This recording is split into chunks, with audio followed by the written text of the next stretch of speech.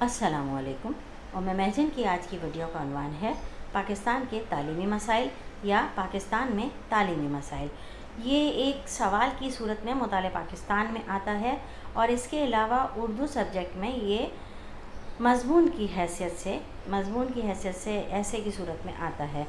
तो आपसे दरख्वास्त है कि वीडियो को आखिर तक देखें। अगर वीडियो पसंद आती है आपको तो वीडियो को लाइक करें, चैनल को सब्सक्राइब करें और आपके कमेंट्स हमारी हौसला अफजाई करते हैं तो कमेंट्स भी ज़रूर करें। तो आइए शुरू करते हैं।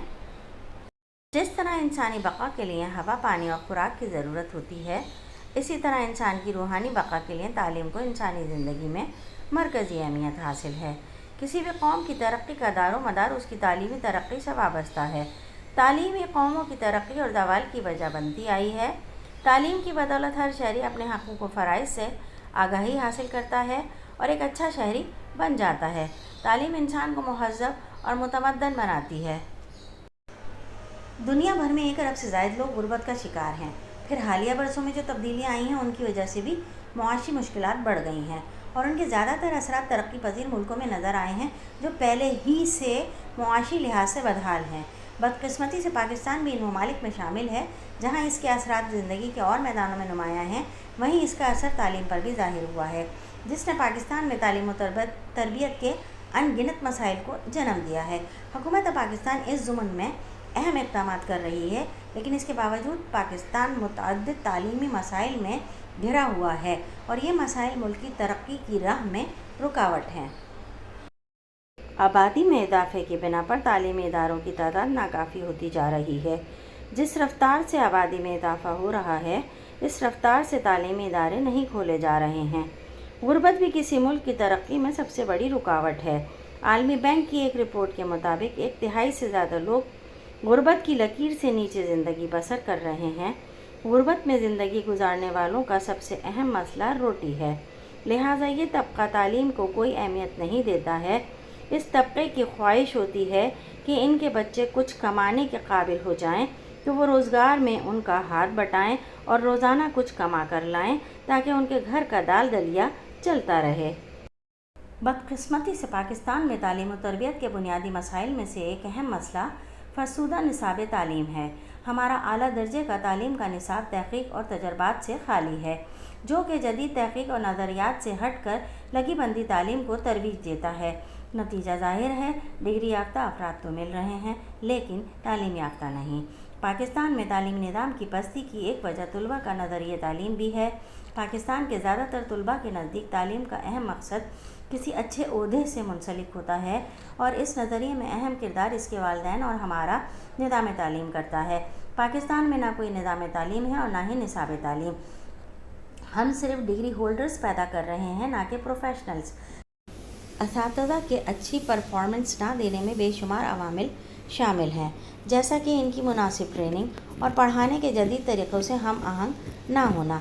इसके अलावा घरेलू मसाइल, मुआशी मसाइल, स्कूल घर से दूर होना और मौसमी हालात वग़ैरह, ये सब अवामिल मिलकर एक उस्ताद की तालीमी इस्तेदाद को मुतासिर करते हैं। खुसूसन स्कूल एजुकेशन का एक अलमिया ये भी रहा है कि असातिज़ा को तदरीस के अलावा अक्सर औक़ात गैर मुतल्लक़ा ज़िम्मेदारियाँ सौंप दी जाती हैं, जिसकी बदौलत इनकी अपनी ज़िम्मेदारियाँ अधूरी रह जाती हैं, जैसे मरदमशुमारी, इलेक्शन ड्यूटी वग़ैरह। पहले ही तालीमी कैलेंडर में तदरीस के औक़ात कम हैं, ऊपर से ये इजाफ़ी ड्यूटियाँ तालीमी निज़ाम को बर्बाद करने में कोई कसर नहीं छोड़ती। लिहाजा तालीमी मज़बत नताइज हासिल करने के लिए ज़रूरी है कि असातिज़ा पर इजाफ़ी ड्यूटियों का बोझ ना डाला जाए और उस्ताद की तवज्जो सिर्फ़ तदरीस पर ही रहने दी जाए। तालीम के फ़रोग़ में हमारी हुकूमतों का रवैया हमेशा ही सर्द मोहरी वाला रहा है। ये एक अलमिया है कि तालीमी पॉलिसियों में तालीम के लिए वसाइल की फराहमी पर हमेशा ज़ोर दिया जाता है, लेकिन अमली तौर पर तालीम के लिए फ़ंड्स की फराहमी हमेशा से कम ही रही है। हमारे यहाँ कलील वसाइल की वजह से तालीमी इदारे खस्ता हाली का शिकार हैं। बढ़ती हुई आबादी की तालीमी ज़रूरियात पूरी करने के लिए हमारे पास कोई पॉलिसी नहीं है। जहाँ दुनिया भर में इल्म सीखने और सिखाने के लिए नए ज़ाविये तलाश किए जा रहे हैं, वहीं हम अपने तलबा को अभी तक एक बेहतर इमारत, पुरसुकून कमरा जमात, मुकम्मल लाइब्रेरी, लेबॉर्ट्री और दीगर बुनियादी ज़रूरियात का ही इंतज़ाम नहीं कर सके। बजट में तालीम के लिए इतनी मामूली रकम मुख्तस करके हम मुल्क में کس طرح تعلیمی اصلاحات کر سکتے ہیں۔ قوموں کی ترقی کا راز ان کی اپنی زبان میں نصاب کی تعلیم و تدریج ہے۔ امریکہ، یورپ یا جاپان اور کوریا، ان کی ترقی کا راز نصاب کا ان کی اپنی زبان میں ہونا بھی ہے۔ بدقسمتی سے ہم 76 سال گزرنے کے باوجود اپنے نصاب تعلیم کو اپنی زبان میں منتقل نہ کر سکے۔ یہ ایک قومی المیہ ہے۔ اس رویے نے ایک ایسا کلاس سسٹم متعارف کرایا ہے جہاں انسانوں کی قابلیت کی معاشرتی درجہ بندی کی جاتی ہے۔ اردو پڑھنے اور بولنے والا کم فہم اور انگریزی پڑھنے اور پڑھانے والا ذہین اور برتر تصور کیا جاتا ہے۔ اس غلامانہ ذہنیت نے ہم سے ہماری شناخت چھین لی ہے، جس کا نتیجہ مذہبی اور ثقافتی تنزلی کی صورت میں ہمارے سامنے ہے۔ کاش کہ ہمارے حکمرانوں کو سمجھ میں آئے کہ کوئی بھی قوم اپنی زبان کو چھوڑ کر ترقی نہیں کر پاتی۔ حکومت پاکستان نے بے شمار تعلیمی پالیسیاں اور تعلیمی اصلاحات کی ہیں، لیکن ان اصلاحات اور پالیسیوں پر عمل درآمد بہت کم ہوا ہے، کیونکہ عموماً پالیسی ساز ماہرین نہیں ہوتے جو ملکی حالات اور ماحول کے مطابق پالیسیاں بنائیں، جبکہ نصاب سازی میں بھی لاپرواہی سے کام لیا جاتا ہے۔ لہٰذا نصاب جدید تقاضوں اور ملکی ضروریات کو پورا نہیں کرتا۔ ہمارا اعلیٰ درجے کا تعلیم کا نصاب تحقیق سے خالی ہے۔ اسی وجہ سے عملی زندگی میں طلباء اعلیٰ تعلیمی ڈگریوں کے حامل ہونے کے باوجود ناکام نظر آتے ہیں، کیونکہ ڈگریاں تو ان کے پاس ہیں لیکن ڈگریوں کے مطابق تعلیم نہیں ہے۔ ترقی یافتہ ممالک میں پاکستان کو شامل ہونے کے لیے نصاب سازی میں تبدیلی کے ساتھ ساتھ مؤثر تعلیمی پالیسی بنانا ہوگی۔ پاکستان میں تعلیمی مسائل میں والدین کی ذاتی پسند ناپسند بھی ایک بہت بڑا مسئلہ ہے۔ بجائے اس کے کہ بچے کے رجحانات کے مطابق اسے تعلیمی عمل سے گزارا جائے، ہم لوگ بچوں پر اپنی مرضی مسلط کرتے ہیں۔ میرا بچہ پڑھ کر پائلٹ بنے گا، میں اسے ڈاکٹر بناؤں گا، میرا بیٹا تو انجینئر ہی بنے گا۔ ایسے میں اکثریت نہ تو ڈاکٹر بنتی ہے، نہ انجینئر، نہ پائلٹ، بلکہ ان کا پڑھائی سے ہی دل اچاٹ ہو جاتا ہے۔